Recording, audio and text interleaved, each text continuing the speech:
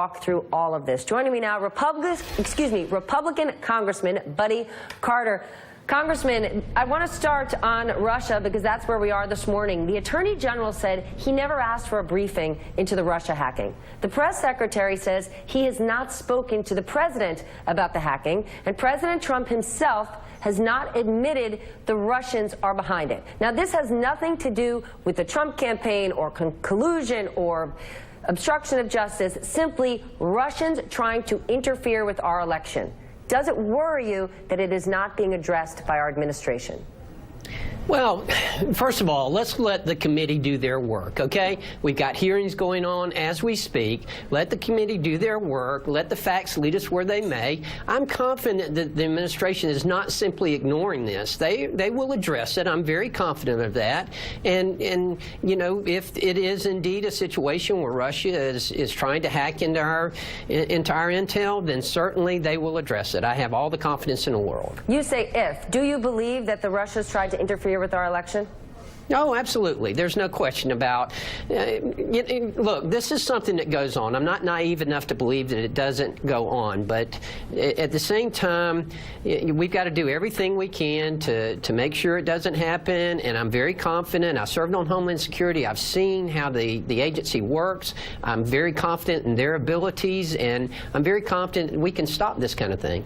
I want to switch to health care because I know it's important to the people of your state. Back in 2009, Republicans were highly critical of the way Democrats pushed Obamacare through. But here we are, fast forward to 2017, and this thing is coming fast and furious. We haven't seen a draft. The CBO score comes Monday. We may get a vote as soon as Thursday. You were in support of the House bill, and now the president, who was in support of the House bill, had a party in the Rose Garden, has articulated it needs more heart. What do you think we need to happen here? Well, let's see what the Senate sends back to the House. I was very happy with what the House sent over to the Senate. I know that they're going to make changes. That's what they're supposed to do. When they make their changes, then let's get together. Let's work out our differences. Let's get a bill on the president's desk and get it signed into law. Look, Obamacare is imploding. We've got to do something. There's no question about that. And the longer we wait, the worse it gets. So we need to get this going. I think the bill that we sent over there again was a good bill. It had some good reforms in it. It makes sure that people with pre-existing conditions are covered. So I was very comfortable with the bill that we sent over there. Without a doubt, across the board, Obamacare needs to be addressed.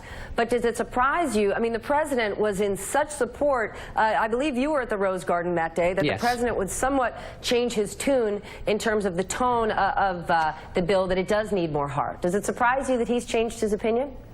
Well, not really. I mean, you know, I don't know what the president is thinking, and I'm not sure exactly what he means when he says it needs more heart.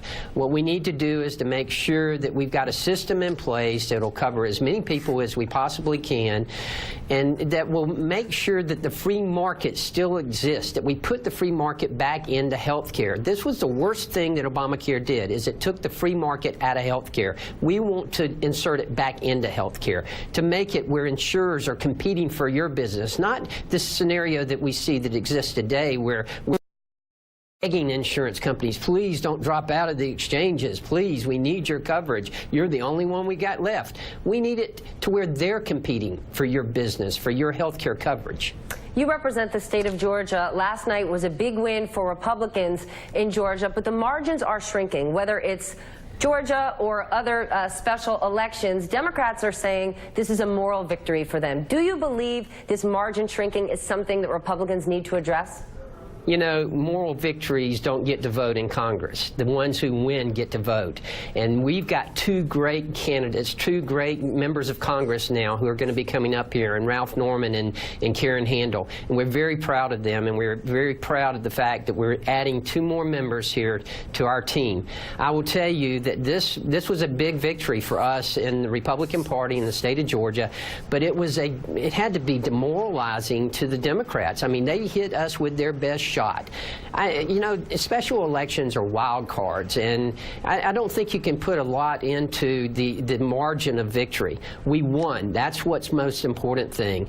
And as far as these shrinking numbers go, You know, special elections, I don't think that you can look at them and make a judgment on whether numbers are shrinking or not. But what you can make a judgment on is that we're 4-0. And since the president's been elected in special elections, and I think that's significant. All right. Well, thank you and congratulations. That's a big win for you. Thank you. All right. Next, the